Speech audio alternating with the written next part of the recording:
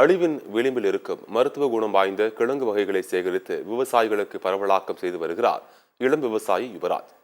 தமிழ்நாடு விதை சேகரிப்பாளர் கூட்டமைப்பில் அங்கம் வகித்து வரும் யுவராஜ் மக்களுக்கு ஒரு முக்கியமான செய்தியை பகிர்ந்து கொள்கிறார்.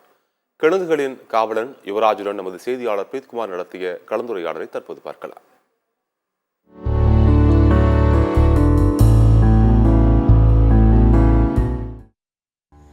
சத்தியம் டிவி நேயர்களுக்கு வணக்கம். நாம் இருக்கக்கூடிய பகுதி பார்த்தோம்னா காட்பாடி அடுத்த கம்பத்தம் என்ற ஒரு கிராமத்தில் இருக்கும். இந்த பகுதியில் ஒரு தனிநபர், அதாவது நாம் பார்க்க முடியாத கிழங்கு வகைகளை சேகரிச்சுட்டு வராரு. குறிப்பாக இந்த மாதிரி கிழங்கு வகைகள் பார்த்தோம்னா கேரளா, ஒரிசா இது போன்ற மாநிலங்களில் இருக்கக்கூடிய மலைப்பகுதிகளில் வளரக்கூடிய கிழங்கு வகைகள். நாம் தமிழ்நாட்டில் நம்ம வீட்டிலலாம் பார்த்துருப்போம். ஒரு 2-3 வெரைட்டி கிழங்குகளை, அதாவது உருளைக்கிழங்கு, சேப்பக்கிழங்கு, கருணக்கிழங்கு இது போன்ற கிழங்கு வகைகளை பார்த்துருப்போம். ஆனால் இவர்கிட்ட இருக்கக்கூடிய கிழங்கு வகைகளை நாம் பார்த்து இருப்போமா என்ற ஒரு கேள்வி தான் நம்மக்கிட்ட இருக்குது. இவர்கிட்ட வச்சுருக்கக்கூடிய கிழங்குகள் எல்லாமே பார்த்திங்கன்னா கொடி வகை கிழங்குகளை, அது மட்டும் இல்லாமல் பூமியிலும் வளரக்கூடிய கிழங்குகளை வச்சிட்ருக்காரு. இவர்கிட்ட கேட்கும்போது அவர் சொல்லக்கூடிய வார்த்தைகள் எல்லாம் பிரமிப்பு ஏற்படுத்த வகையில் தான் இருக்குது. என்ன காரணம்னு பார்த்திங்கன்னா, இவர் இதுக்காகவே, அதாவது இவர் ஒரு பணியை செஞ்சிட்ருக்காரு. அந்த பணி எனக்கு வேண்டாம், நான் இந்த மாதிரி விவசாய நாடி போகிறேன், விவசாயத்தில் போகிறேன்னு சொல்லிட்டு இந்த விவசாயத்தில் இறங்கி குறிப்பாக யாரும் பண்ண முடியாத ஒரு விஷயத்தை இவர் பண்ணிகிட்ருக்காரு. ஏன்னா கிழங்கு அப்படின்னா அதை மொத்தமாக போய் நம்ம சேகரித்து இதை விவசாயிகளுக்கும் பொதுமக்களுக்கும் கொண்டு போய் சேர்க்கணும் அப்படின்ற ஒரு நோக்கத்தில் இவர் தனி மனிதனாக இவர் போராடிட்டு வர்றாரு. குறிப்பாக இவர் விதை சேகரிப்பாளர் அந்த குழுவில் ஒரு உறுப்பினராகவும் இருக்கார். தற்போது பார்த்தோம்னா அவர் வீட்டு சுற்றி, அதாவது அவர் விவசாய நிலத்தில் பார்த்தோம்னா எல்லா கிழங்கு வகையும் பயிரிட்டிருக்காரு. அதே போல் கிழங்குகளை சேமித்து வச்சுருக்காரு. தற்போது அவர் நம்முடன் இருக்கார். அவர் பேர் பார்த்தோம்னா யுவராஜ். சார் வணக்கம். அதாவது இப்போது நீங்கள் இந்த கிழங்கு வகைகளை ஒவ்வொரு மாநிலமாக, அது மட்டும் இல்லாமல் தமிழகத்தில் இருக்கக்கூடிய எல்லா மாவட்டத்துக்கும் போய் அந்த கிழங்கு வகைகளை சேகரிச்சுட்டு வரீங்க. இந்த காலகட்டத்தில் பொதுமக்களுக்கு தெரிஞ்சது சில வெரைட்டி கிழங்குகள் மட்டும்தான். ஆனால் நீங்கள் சொல்கிறத பார்த்திங்கன்னா 100 வகையான கிழங்குகள் இருக்குது. அதிலும் பார்த்திங்கன்னா இந்த கிழங்குகள் மருத்துவ குணம் வாய்ந்த கிழங்குகள்னு சொல்கிறீங்க. குறிப்பாக நாம் கேள்விப்பட்டு வரலும் பூமிக்கு கீழே விளையக்கூடிய கிழங்கெல்லாம் பார்த்திங்கன்னா மனுஷனுக்கு நோயை உண்டாக்கும், குறிப்பாக சர்க்கரை நோயை அதிகமாக்கும் அப்படின்ற ஒரு பேசு பொருள் எல்லாம் அதிகமாக இருக்குது. இப்போ நீங்கள் கண்டுபிடிச்சது இல்லை, நீங்கள் தேடி, அதாவது ஒவ்வொரு மலைப்பகுதிக்கும் போய் மக்களுக்கு தெரியாத கிழங்குகள் நீங்கள் தேடிட்டு கண்டுபிடிச்சிருக்கீங்க. இந்த கிழங்கு வகைகளுக்கு என்னென்ன மருத்துவம், அது மட்டும் இல்லாமல் இந்த கிழங்கு நீங்கள் சேகரிக்கணுன்ற ஒரு எண்ணம் எப்படி வந்தது? இதை நீங்கள் கொஞ்சம் மக்களுக்கு புரியுற வகையில் கொஞ்சம் சொன்னீங்கன்னா கொஞ்சம் நல்லாயிருக்கும். நம்ம ஒரு 2018-17 ஜல்லிக்கட்டு போராட்டத்துக்கு அப்புறம் தான் நம்ம இந்த மரபு நோக்கி வேலை செஞ்சோம். அதுக்கு முன்னாடி எல்லாமே நம்ம ஒரு எம்என்சி கம்பெனியில் தான் ஒர்க் பண்ணேன். அங்கே ஜல்லிக்கட்டு போராட்டத்துக்கு அப்புறம் நம்ம விதை சேகரிப்பு சென்னையில் ஒரு விதை திருவிழா ஒன்று நடந்தது. அது என்னென்னா, இந்தியா ஃபுல்லாக இருக்க விவசாயிங்க விதை சேகரிப்பில் ஒரு கூட்டம் போட்டிருந்தாங்க. அதாவது விதை திருவிழா ஒன்று பண்ணியிருந்தாங்க. அங்கே போனப்போ நம்ம வீட்டுக்கு தேவையானதான் காய்கறி விதையை நம்ம வீட்டு பின்னாடி போட்டிருந்தோம். அப்புறம் நம்ம சும்மா அப்பப்போ சனி ஞாயிறு லீவ் அப்போ விவசாயிகளை போய் பார்க்குறது, அவங்க விதை கொடுக்குறது, அந்த மாதிரி தான் இருந்தது. அதுக்கப்புறம் நம்ம உள்ளே போனதுக்கப்புறம் ஒரு சில தொடர்புக்கு கிடைச்சதுக்கப்புறம் ஒரு அக்கா ஒருத்தர் நம்மக்கிட்ட சொன்னாங்க. இது மாதிரி என்னென்னா, அவங்க காய்கறி தவிர கிழங்கும் அதிகமாக வளர்த்துருந்தாங்க. அவங்க ஒரு மாடி தோட்டத்தில் தான், பெங்களூரில் அந்த அக்கா காய்கறியை விட கிழங்கு அதிகமாக வளர்த்துருந்தாங்க. அவங்க சொன்னாங்க இது மாதிரி என்னென்னா, கிழங்கு வளர்க்குறது ஒரு குழந்தை பெற்றுக்கிற மாதிரி. நம்ம நீங்கள் ஒரு காய்கறி செடி நீங்கள் விதைய போட்டிங்க, வெண்டைக்காய் போட்டிங்கன்னா அது செடி ஆகும், அப்புறம் பூ பூத்துரும். ஆனால் நீங்கள் கிழங்கு வளர்த்திங்க அப்படின்னா ஒரு குழந்தை பெற்றுக்கிற மாதிரி. அதுக்கப்புறம் தான் நம்ம ஒரு கிழங்கு உள்ளே தேட ஆரம்பித்தோம். நம்ம ஏன்னா இப்போ நம்ம நெல் தேடுறாங்க, நெல்லுலேயுமே நிறைய ரகங்கள் கிடச்சிச்சு. ஒரு 150க்கு மேலே ரகங்கள் மீட்டு எடுத்துட்டாங்க. அப்புறம் காய்கறியிலுமே கிட்டத்தட்ட ஒரு 1000 ரகமான காய்கறியை நம்ம தமிழ்நாடு விதை சேகரிப்பு கூட்டமைப்பு அவங்களும் மீட்டு எடுத்திருக்கோம். மற்றபடி இங்கே இருக்கிற விவசாயிகளுமே மீட்டு எடுத்திருக்காங்க. இப்போ அது உள்ள நம்ம முக்கியமாக அந்த கிழங்கு தான் நம்ம மீட்டு எடுக்கணும் அப்படின்னு பார்த்துருக்கோம். ஏன்னா இதெல்லாமே ஓரளவு கிடைச்சது. ஏன்னா நம்ம பிறந்த குழந்தையிலேருந்து கடைசியாக வயசானவங்க வரையும் முக்கியமான உணவாக கிழங்கு இருக்கிறதுக்கு முன்னாடி என்னென்னா, நம்ம முன்னாடி குழந்தைங்களுக்கு கட்டுவாங்க, இந்த வசம்புன்னு சொல்லி கையில் கட்டுவாங்க. அது செரிமானத்துக்கு ஆகிறதுக்காக அந்த கிழங்கு உள்ள கையில் கட்டுவாங்க. செரிமானம் அதிகமாகிடுச்சினாலுமே ஒரு கிழங்கை கொடுப்பாங்க, அந்த அரோட்டி மாவுன்னு சொல்லுவாங்க. அப்போ முக்கியமான உணவாக கிழங்கு இருந்திருக்கு. அப்போ இதெல்லாம் நம்ம மீட்டு எடுக்கலாம் அப்படின்னு சொல்லி கிட்டத்தட்ட ஒரு பயணம் பண்ணதில் அதிகமாக இங்கே ஓரளவுக்கு தமிழ்நாட்டில் கிடைச்சது. அதெல்லாம் இல்லாமல் கேரளாவில் இது அதிகமாக கிடச்சிருக்கு. கேரளாவில் கொஞ்சம் முன்னாடி கிழங்கு சேகரிப்பாளர்களாக இருக்காங்க, அவங்கக்கிட்ட அதிகமாக கிடச்சிது. அப்புறம் இங்கே இந்தியாவில் ஒரு சில இடத்துல ஒரு சில ரகங்கள் மட்டும் நம்ம கொரியர் பண்ணி அந்த மாதிரி ஒரு சில வாங்குவோம். மற்றபடி கேரளாவில் அதிகமாக சுற்றி வாங்கியிருக்கோம். அதில் கிட்டத்தட்ட நம்ம இந்த வருஷம் கிட்டத்தட்ட 100 ரகமான கிழங்கு வந்து நம்ம விளைய வச்சுருக்கோம். அதை வந்து கொஞ்சம் ஒரு சில ரகங்கள் மட்டும் மீண்டும் மீண்டும் போடுறதுனால கொஞ்சம் அதிகமாக வச்சுருக்கோம். இது வந்து கொஞ்சம் அதிகமாக வச்சுருக்க இடமா வச்சுருக்கோம். மற்றபடி ஒரு சில வீட்டு தோட்டமாக வச்சுருக்கோம். இதில் என்ன சொல்கிறாங்க அப்படின்னா, கிழங்கு வந்து சாப்பிட்டா முட்டி வலி வரும், வாயு பிரச்சனை, நோய் வந்து அதிகமாகும், இந்த மாதிரி ஒரு சிலர் கிழங்கு ஒதுக்க ஆரம்பிச்சிடுறாங்க. இது என்னென்னா, மலையில் விளையக்கூடிய இந்த உருளைக்கிழங்கு சாப்பிட்டீங்கன்னா மட்டும்தான் அந்த வாயு பிரச்சனை இருக்கும். நீங்கள் வந்து அம்மாவோட சொல்கிறது என்னென்னா, நம்ம உணவு வந்து ஒரு 100 கிலோமீட்டருக்குள்ளே இருந்து வரதாக இருக்கணும் அப்படின்னு சொல்கிறாரு. அப்போ வந்து நம்ம இதெல்லாமே நம்ம இங்கே விளைய வச்சுக்க முடியும். இந்த மலையில் வர உருளைக்கிழங்கு தவிர நம்ம உள்ளூரில் விளையக்கூடிய இந்த சமவெளியில் விளையக்கூடிய கொடியில் காய்க்கிற உருளைக்கிழங்கு, இந்த மாதிரி கிழங்கு நம்ம மீட்டெடுத்து விவசாயிகளுக்கு கொடுத்துன்னு இருக்கோம். இப்போ இங்கே பார்த்திங்க அப்படின்னா கரு மஞ்சள் இருக்குது. இது வந்து மஞ்சளில் ஒரு ரகம். மஞ்சள் கிட்டத்தட்ட நம்ம கிட்டத்தட்ட ஒரு 20 ரகமான மஞ்சள் வச்சுருந்தோம். இதில் வந்து முக்கியமான ரகம். இது வந்து உள்ளே வந்து உடைச்சிங்க அப்படின்னா ஃபுல்லாக கருப்பாக இருக்கும். இது வந்து கேன்சருக்கு வந்து மெடிசனாக யூஸ் பண்ணுறாங்க.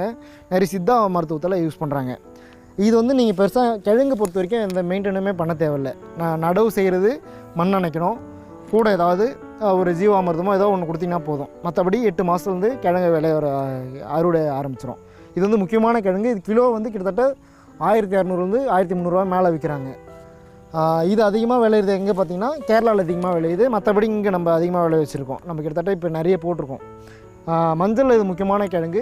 அடுத்து நம்ம பார்க்குறது இந்த சிறுவள்ளி கிழங்குன்னு சொல்கிறது.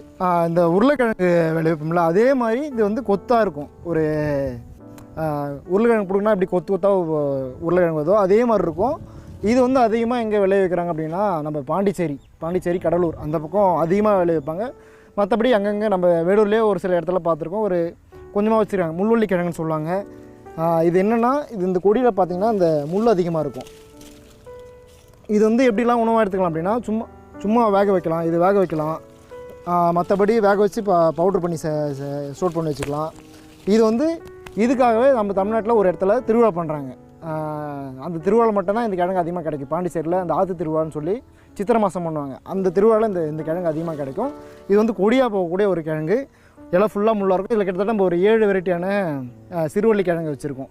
இது கேரளாவில் சிறுகிழங்கு அப்படின்னு சொல்கிறாங்க. இந்த கிழங்கு வந்து சிறுகிழங்கு அப்படின்னு சொல்கிறாங்க. இப்போ நம்ம பார்க்குறது இந்த கருணக்கிழங்கு, சேனக்கிழங்குன்னு சொல்லுவாங்க கீழே. நம்ம இந்த பக்கம் சென்னை, வேலூர் இந்த பக்கம் எல்லாமே இது கருணக்கிழங்கு தான். சட்டிக்கரணை, பிடிக்கரணை, அப்புறம் இந்த கேந்திரக்கரணை இப்படின்னு சொல்லி நம்ம ஒரு 4-5 வெரைட்டியான கருணக்கிழங்கு இந்த ரகத்தில் வச்சுருக்கோம்.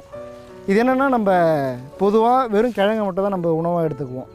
பொங்கலுக்கு அப்புறம் இந்த கிழங்கு ஒரு சில அதிகமாக கிடைக்கும், அப்போ மட்டும் உணவாக எடுத்துக்குவோம். அதுக்கு முன்னாடி எல்லாமே இது என்ன பண்ணலாம் அப்படின்னா, சித்திரை மாதத்துக்கு அப்புறம் இது வந்து பூ பூக்கும். இது வந்து நாட்டுக்கரண்டதுனால இதில் வந்து பூ பூக்கும். அந்த பூவை வந்து நீங்கள் உணவாக எடுத்துக்கலாம். பொரியல் பண்ணலாம், ஒரு துவையல் மாதிரி ஒன்று பண்ணலாம், அந்த பூவை சமைக்கலாம். மற்றபடி இது செடியாக இருக்கும்போது இந்த தண்டை வந்து நீங்கள் கட் பண்ணி இது தேங்காய், கடலைப்பருப்பு இதெல்லாமே போட்டு ஒரு பொரியல் பண்ணலாம். இது வந்து அவ்வளோ அருமையாக இருக்கும். இது வந்து நம்ம சின்னதாக விளையுது. இது இப்போ அதாவது இந்த செடி வந்து சின்னதாக இருக்கும். கிழங்கு வந்து நல்லா பெரிய யானையோட பாதம் மாதிரி அந்த கிழங்கு இருக்கும். நம்மக்கிட்ட இன்னொரு கிழங்கு இருக்குது. இது கஜேந்திர சேனன்னு சொல்லி, அது கிட்டத்தட்ட இவ்வளோ உயரம் வரையும் அந்த செடியை வளரும். கீழே வந்து கிட்டத்தட்ட நீங்கள் நல்லா வளமாக வச்சுருந்தீங்கன்னா ஒரு 60 கிலோ மேலே வந்து அந்த கிழங்கு எடுக்கும். மாங்காய் இஞ்சின்னு சொல்லுவாங்க. இஞ்சில் நம்ம மேக்ஸிமம் குழம்புக்கு யூஸ் பண்ணலாம். இது வந்து மஞ்சள் மாதிரி விளையக்கூடிய ஒரு இஞ்சி ரகம். இது என்னென்னா, இதை வந்து துவையல் பண்ணலாம். இந்த மஞ்சள் மாதிரி இருக்கும். நீங்கள் ஒடிச்சு முகந்தீங்க அப்படின்னா அது வந்து வாசம் வந்து மாங்காவுடைய வாசம் இருக்கும். மாங்காய் வந்து ஊறுகாய் பண்ணுறீங்களா, அதே மாதிரி இந்த மாங்காய் இஞ்சியில் ஊறுகாய் செய்யலாம், துவையல் பண்ணலாம்.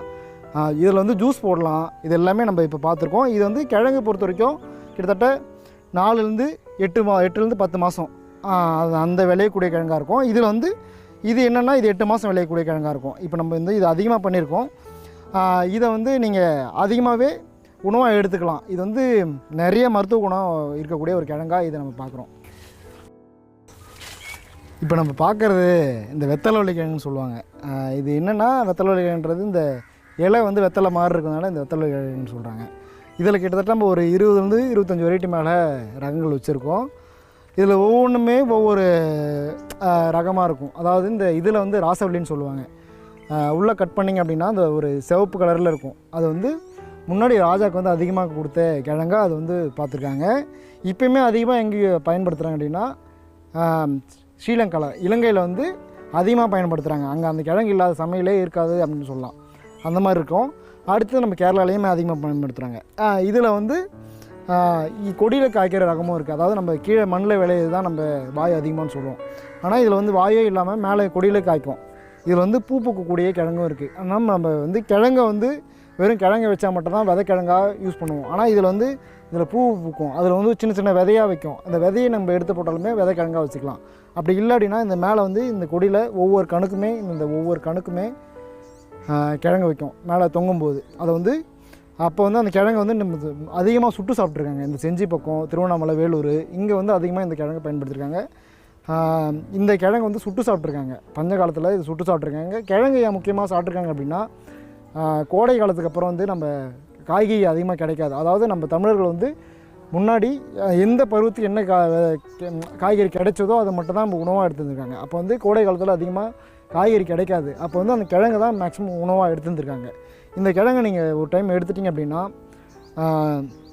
கிட்டத்தட்ட ஒரு 7 மாதம் 6 மாதம் வந்து வச்சு சாப்பிட்லாம். அதாவது சித்திரை முன்னாடி தையில கிடச்சிரும் இந்த கிழங்கு.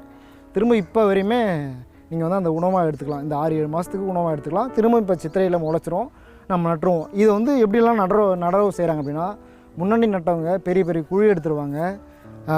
சித்திரை மாதத்தில் வந்து நெல் அறுத்துட்டு அந்த கருக்கா நெல் பதர்ன்னு சொல்லுவாங்க, அது கொட்டிட்டு உள்ளே என்னெல்லாம் புளியந்தழை எல்லாமே தழையை கொட்டுருவாங்க. கொட்டிட்டு நல்லா மேலே மண்ணை குவிச்சிட்டு மேலே நட்டாங்க அப்படின்னா ஒவ்வொரு கிழங்குமே கிட்டத்தட்ட ஒரு 40 கிலோ 50 கிலோ கிழங்கை அறுவடை பண்ணிக்கலாம்.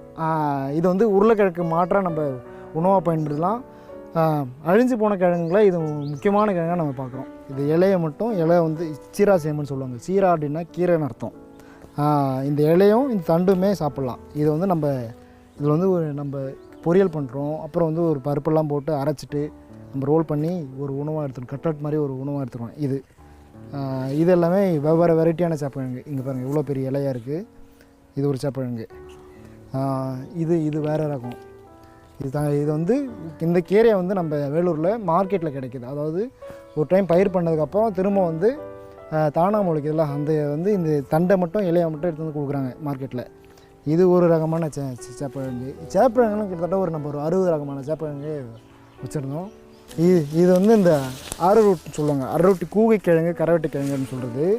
முன்னாடி இந்த நம்ம குழந்தைங்களுக்கு பேதியாச்சுன்னா இதுதான் அரரொட்டி மாவுன்னு சொல்லி இந்த கஞ்சி காய்ச்சி கொடுப்பாங்க. இப்போ என்னென்னா எல்லாமே பேதியாச்சுன்னா ஹாஸ்பிட்டல் தூக்கி போகிறாங்க.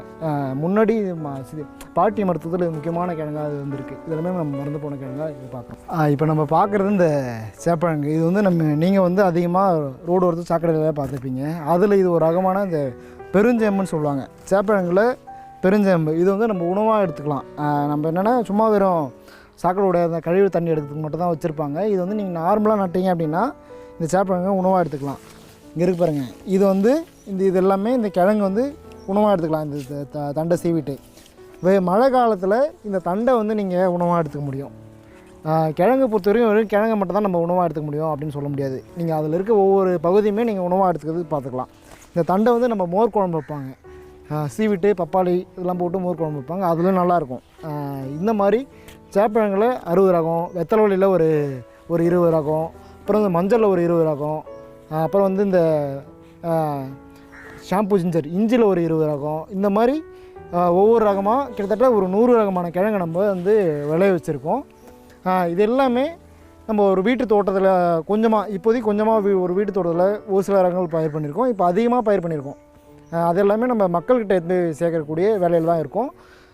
இது எல்லாமே முக்கியமான ரகங்களாக நம்ம பார்த்துருக்கோம். இது வந்து அதிகமாக விவசாயிகிட்ட இருந்து கொடுக்கக்கூடியதான் பெரிய இதுவாக வச்சுருக்கேன். ஏன்னா நீங்கள் வந்து கெமிக்கல், அதாவது ரசாயனம் போட்டு பண்ணுறீங்க அப்படின்னா இது கிழங்கு பொறுத்த வரைக்கும் எளிமையாக வளர்க்கக்கூடிய ஒரு பயிராக இருக்குது. என்னென்னா கிழங்கு பொறுத்த வரைக்கும் 4-8 மாதம் சொன்னோம்ல, அது வந்து சக்கரவள்ளி கிழங்குன்னு சொல்கிறது 4 மாதத்தில் முடிஞ்சிடும். இப்போ வந்து இந்த மாதிரி சேப்பக்கிழங்கு அதெல்லாமே 1 வருஷத்துக்கிட்ட வரும். இது நீங்கள் ஒரு டைம் நட்டிங்கன்னா போதும். மற்றபடி நீங்கள் அதுக்கு பெருசாக எந்த உரமோ எதுவுமே கொடுக்க தேவையில்லை. இப்போ மழை பெய்யுது, மழையிலே அதிகமாக வளர்ந்துடும். மற்றபடி நம்ம எரு மட்டும் கொடுத்தா போதும். இந்த மாதிரி இதெல்லாமே அதிகமாக பயிர் பண்ணி விவசாயிங்க அதிகமாக லாபம் பெறுற மாதிரி தான் நம்ம விவசாயிகிட்ட கொடுக்கக்கூடிய ஒரு வேலையில் இருக்கும். நன்றி சார். அதாவது இந்த கிழங்கு விவசாயி தெரிவித்தது பார்த்தோம்னால் அனைத்து ரகங்களையும் நான் தமிழகத்திற்கு கொண்டு வந்து இதை விவசாயிகளுக்கும் பொதுமக்களுக்கும் கொண்டு போய் சேர்ப்பேன் என்ற ஒரு உறுதியை தெரிவித்திருக்கின்றார். குறிப்பாக இவர் தெரிவிப்பது என்னவென்றால் கிழங்கு வகைகள் உட்கொண்டால் நோய் வரும் என்ற ஒரு அந்த புரிதலை நீக்கி கிழங்கு வகைகளும் மருத்துவ குணம் கொண்ட ஒரு உணவு வகை தான். ஆகவே கிழங்குகளையும் பொதுமக்கள் உண்ணலாம். அதாவது இதனுடைய மகத்துவத்தை நாமளும் பொதுமக்களும் புரிந்து கொள்ளலாம் என்று அவர் தெரிவித்தார். இவருடைய முயற்சி கண்டிப்பாக வெற்றி பெறும் என்று நினைக்கிறோம். சத்தியம் தொலைக்காட்சிக்காக வேலூரிலிருந்து ஒளிப்பதிவாளர் சுதாகருடன் பிரீத்குமார்.